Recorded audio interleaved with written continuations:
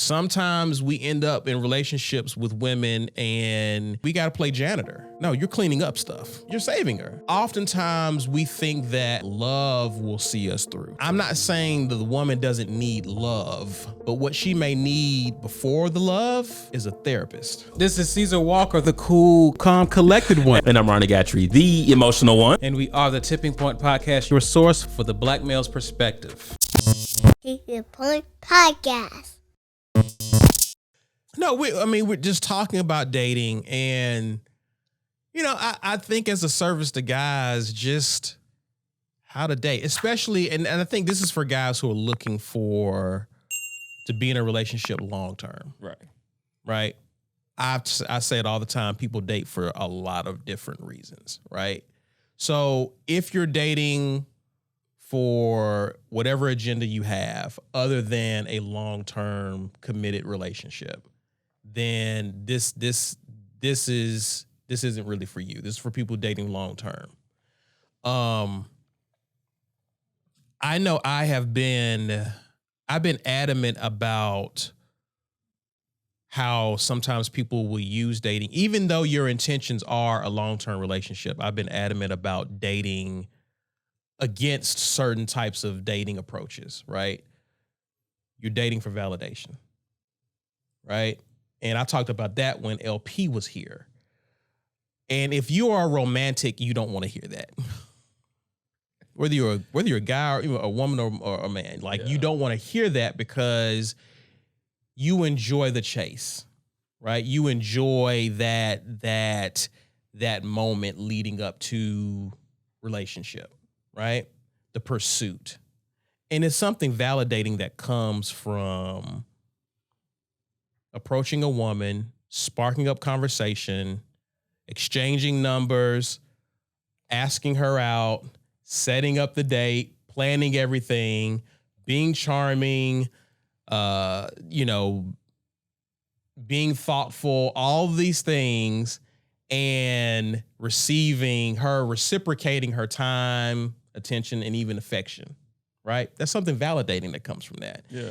On the part of the woman, this guy who you may be interested in is pursuing you, showing interest in you. He's being thoughtful towards you.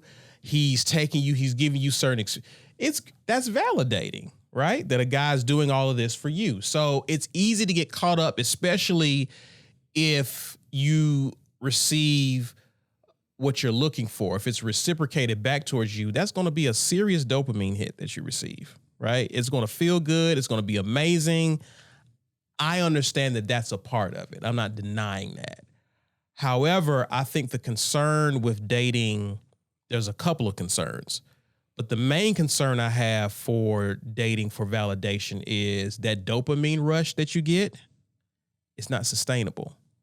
So once those feelings and excitement subside, what are you left with? And you're still back at the place where we're going to take you right now, how to vet this person out. Unfortunately, though, by this time, once the feelings have subsided, you've developed feelings for someone that may or may not be good or right for you.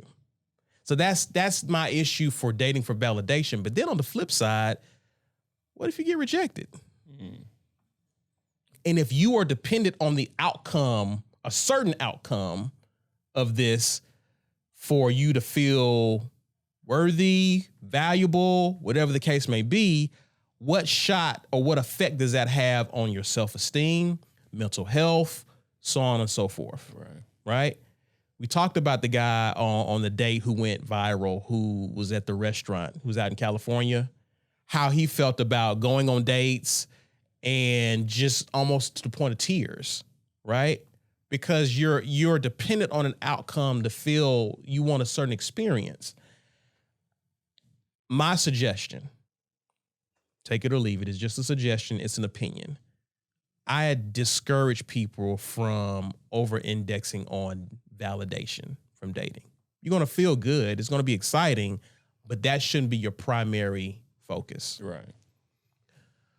Also, for good guys, good brothers, dudes who have a really good heart, I discourage you from dating to be a white knight. Sometimes we end up in relationships with women and we gotta play janitor in their life. We gotta clean captain. up. Or captain. Janitor. No, you're cleaning up stuff. Oh, not Captain Saver? Or captain, yeah, that's fine. Yeah. I give you that. That's a good one. But again, you're here cleaning up, like you're saving her. Right. Like, and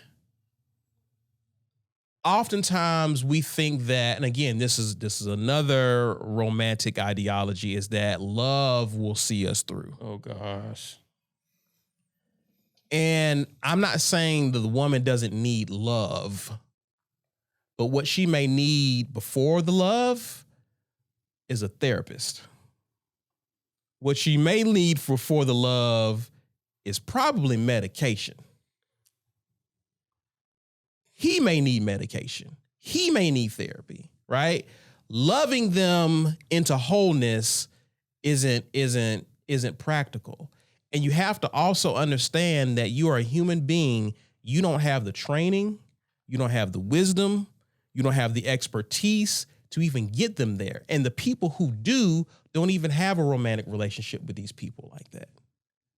So I would encourage people, especially, again, get it out of your head when it comes to this room. And I understand it. I get it. It can be robotic. It can be very in your face realistic. But I think this is a lot of reasons why people end up jaded, why a lot of people end up hurt.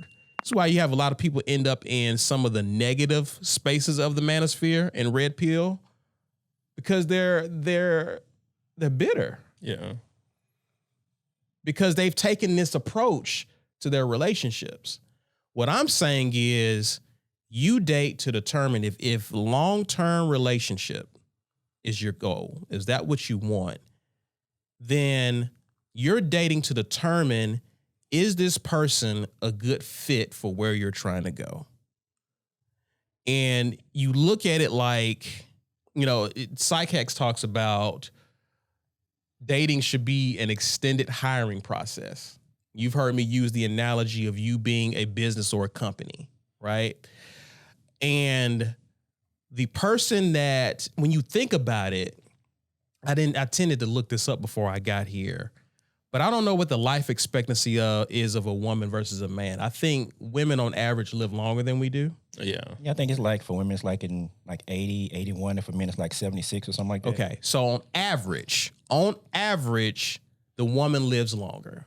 So if we're playing averages and you're looking at yourself as a business, look at it as you are looking to hire an executive.